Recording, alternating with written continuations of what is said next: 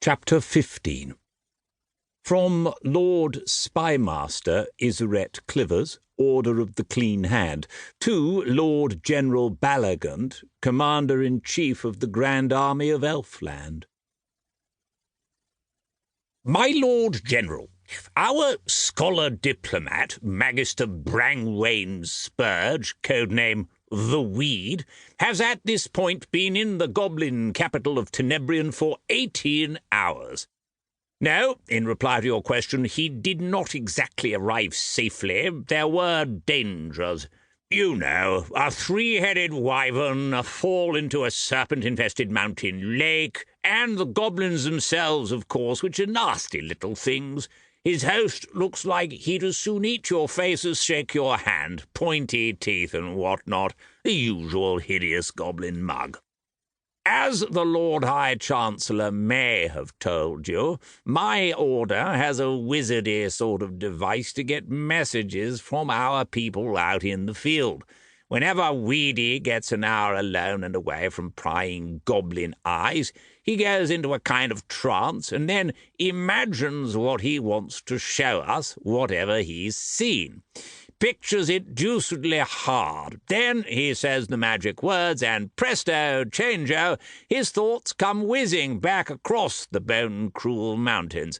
Our boys, back here in the white marble halls of the Order of the Clean Hand, have a sort of receiver attached to a printing press, big machine made of brass, silver, gold, and dragon bone. They lay down a sheet of paper on the printing press, clamp the press closed, and when they open it, there's a picture of whatever the Weed has been thinking about, inked in black and white. Of course, General, it's not perfect. It's not exactly what he sees. It's whatever he pictures in his mind's eye. It's his image of things. So we rely on him to observe well. That's why we're so glad we've chosen the old Weed. Not only does he speak goblinish, like someone served up with a side of warts and claws, but he'll know what he's looking at. He's a historian, an expert on the goblin-elf wars of centuries past. Give him time, General. The Lord High Chancellor has said we can lend you some of the images he has already sent back.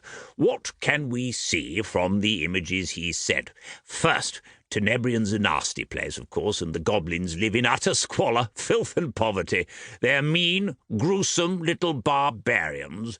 There's a military unit, for example. They look like little more than kids, marching, as you'll see, General, Hup 2, 3, 4 and all that, preparing to tromp out and lay waste to our fair kingdom, just as we suspected. Goblins care about nothing but warfare. And when they're not setting up to attack us and lay the torch to our homes, they're aping our fine ways, eating elfin foods, trying to be just like us. Unsuccessfully, of course. It's pathetic.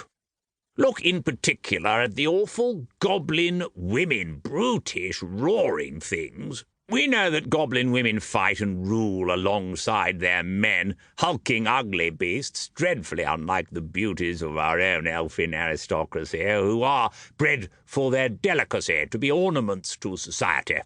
This is yet another example of goblin savagery, their lack of nobility and chivalry.